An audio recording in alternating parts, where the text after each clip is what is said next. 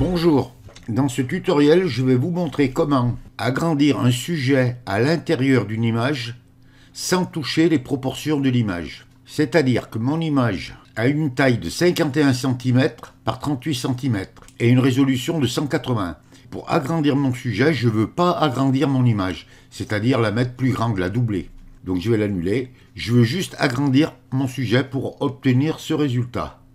Vous voyez, j'ai toujours la même taille de l'image, mais j'ai simplement agrandi mon personnage. Alors c'est un tutoriel qui n'est pas compliqué à faire, hein.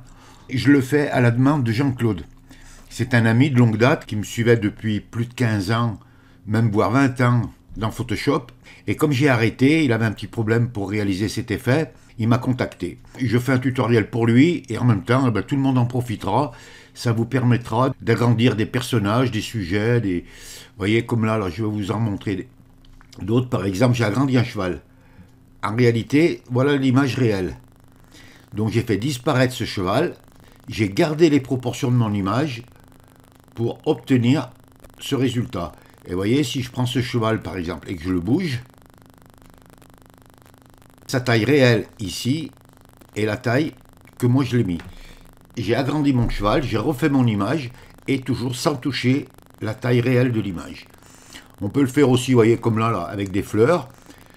Donc vous voyez, j'ai agrandi ma marguerite, j'en ai agrandi une. Vous voyez, j'ai agrandi celle-là et ça donne un effet avec une marguerite qui est plus près que les autres. Et je l'ai fait ici aussi, là. Vous voyez, par exemple à la plage, quand on prend la photo, on dit tiens, elle est un peu trop loin la photo. J'aurais voulu le photographier plus près. Vous faites ce que j'ai fait et vous voyez, vous obtenez un joli résultat. La personne qui ne le sait pas, verra l'image comme si vous l'aviez photographiée en gros plan. Alors je vais prendre une image assez simple à faire, hein.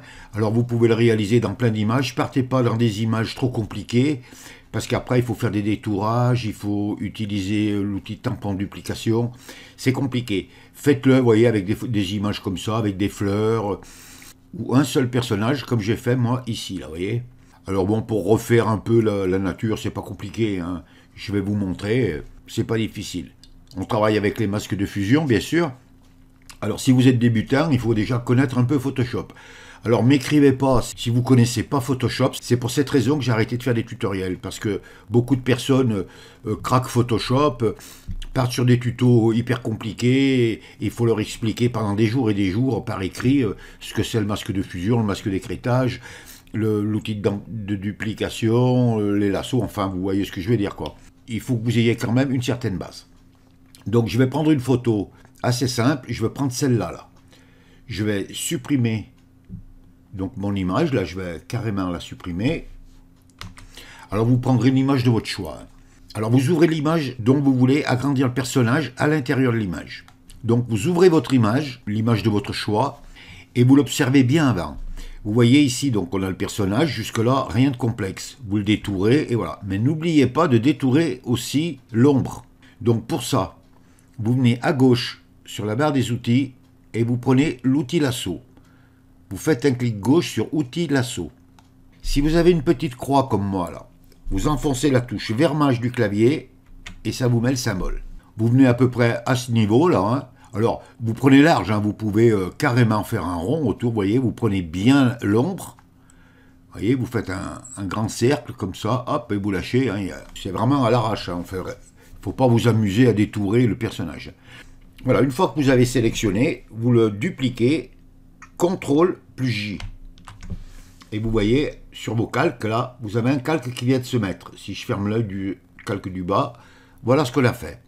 Vous reprenez votre outil déplacement raccourci clavier V, vous cliquez, et ça vous met une sélection autour de la partie que vous avez sélectionnée.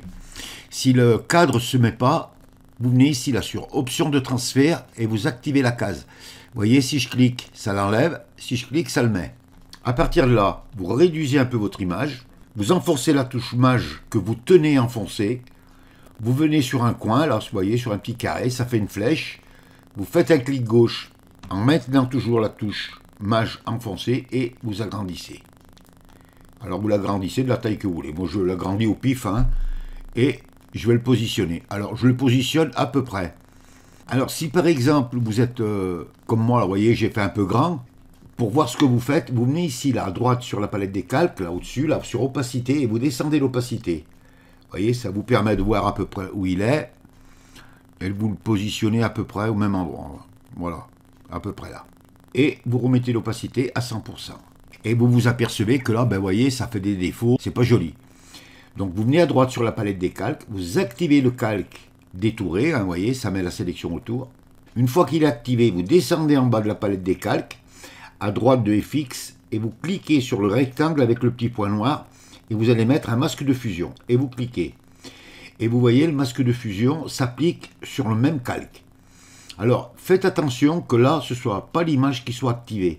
Vous voyez, il y a une petite sélection autour. Sinon, si je prends mon outil pinceau, par exemple, et que je veux effacer, eh bien, vous voyez, j'effacerai rien. Au contraire, je veux faire du blanc. Donc, vous activez bien le masque de fusion de façon à ce que la sélection soit autour. Et à partir de là, vous voyez, avec la couleur noire de premier plan, l'outil pinceau, vous venez et vous effacez. Alors, vous voyez, ça fait un trait net, là. Alors, ce que vous faites, si ça fait un trait net, comme ça, vous faites un clic droit, la dureté, vous la prenez, vous la mettez à 0. Vous descendez un petit peu la taille de votre pinceau, hein, vous la mettez comme vous voulez, hein, et là, vous allez faire disparaître tout ce que vous n'avez pas besoin. Voilà, alors vous pouvez, si vous voulez, le mettre un peu plus gros, hein. Voilà, et vous allez, vous voyez comme ici, c'est pas la peine de trop toucher, hein. Regardez, vous voyez ici, c'est pas la peine de trop toucher, là. Là, on est bon. Ce qu'il faut, c'est faire revenir les vagues, pour bien donner son réel à l'image. Alors, pour venir ici, là, près du visage, vous mettez l'opacité à 100%. Vous descendez votre taille, hein, pas trop gros. Vous grossissez et vous venez ici et vous faites un clic. Et vous voyez, la vague réapparaît. Et vous jouez comme ça avec la dureté. Vous voyez, là, 100% à 0. Vous grandissez pour faire un flou. Et vous voyez, ça se mélange bien. De ce côté, vous faites pareil. Enfin, moi, je dis de ce côté, c'est parce que bon, j'ai cette image. Hein, mais vous le ferez avec votre image. Vous voyez, vous vous approchez près de votre sujet, vous cliquez, et voilà. Et là, on a l'impression, vous remettez la dureté à 0, et vous faites disparaître un peu ce qui vous paraît pas très bien. Ici, là, pareil. Vous voyez, vous jouez avec la dureté, avec la taille. Hein. Hop là. Et voilà. Regardez. J'ai fait ça rapidement et facilement. Et si vous faites voir la photo à quelqu'un, ben, il ne se rend pas compte. Il croit que vous avez fait une belle photo qui remplit bien votre image. Donc si je ferme mon œil là, en haut de la partie du sujet agrandi, ben voilà ce que ça donne. Avant, après. Et vous voyez, vous avez son ombre. Et là, bon, ben, vous ne cherchez pas à trop toucher. Quand vous voyez que ça fait réel, eh bien, vous ne touchez plus. Alors, vous n'oubliez pas de l'enregistrer sous un autre nom, sinon vous perdrez votre image originale. Donc, vous ouvrez bien l'œil, vous vous assurez bien avant de l'enregistrer que tout correspond, qu'on ne voit pas de choses qui paraissent anormales, et vous l'enregistrez sous un nom. Et voilà, vous avez agrandi votre sujet à l'intérieur de votre image sans toucher les dimensions de votre image. Donc, je vous refais voir avant, après.